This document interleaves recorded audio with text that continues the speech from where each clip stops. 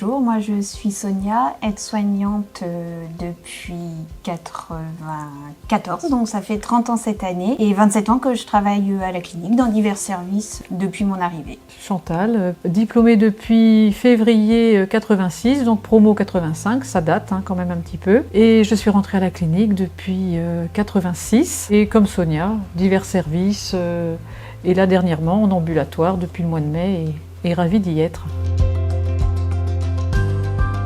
Donc moi j'ai fait ma formation d'aide-soignante dans l'armée. Il y avait une école à Bordeaux et le diplôme est le même, mais le fonctionnement était différent, c'est-à-dire qu'il y avait 6 mois exclusivement de cours. Au terme de ces 6 mois-là, on passait un examen.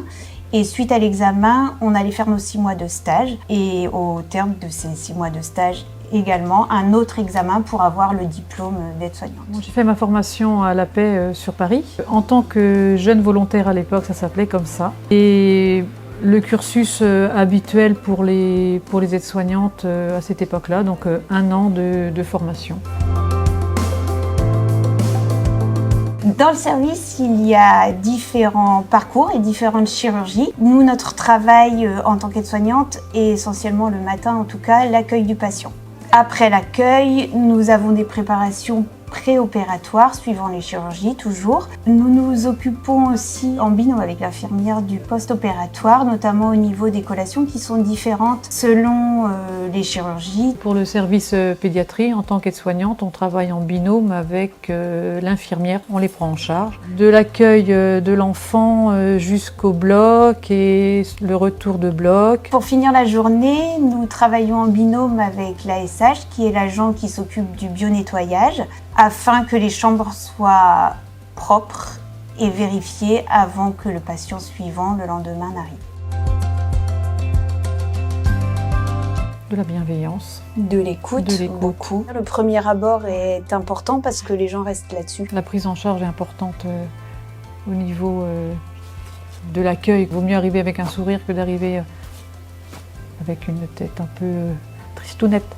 Pour désamorcer le stress aussi qui est souvent présent malgré tout, parce que ça reste des interventions et les gens ont besoin d'apaisement, de gens calmes et compréhensifs. C'est une vocation d'être aide-soignante. Oui, c'est une vocation. Quand on n'aime pas les gens, je pense qu'on ne peut pas faire le métier d'aide-soignante pendant très très longtemps.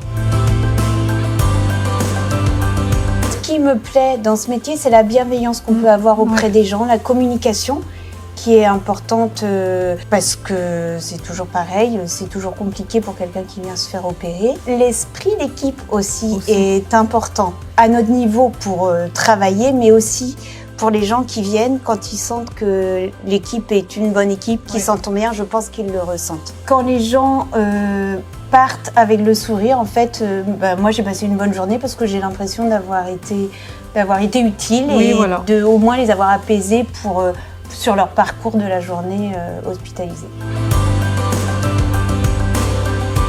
Pour les gens qui veulent faire le métier d'aide-soignant, il faut vraiment vouloir créer des relations et de l'apaisement pour les gens, être à l'écoute beaucoup. Sinon, je pense que si on se dit je vais être comme ça, non, il faut être comme ça pour pouvoir faire ce métier-là, je pense.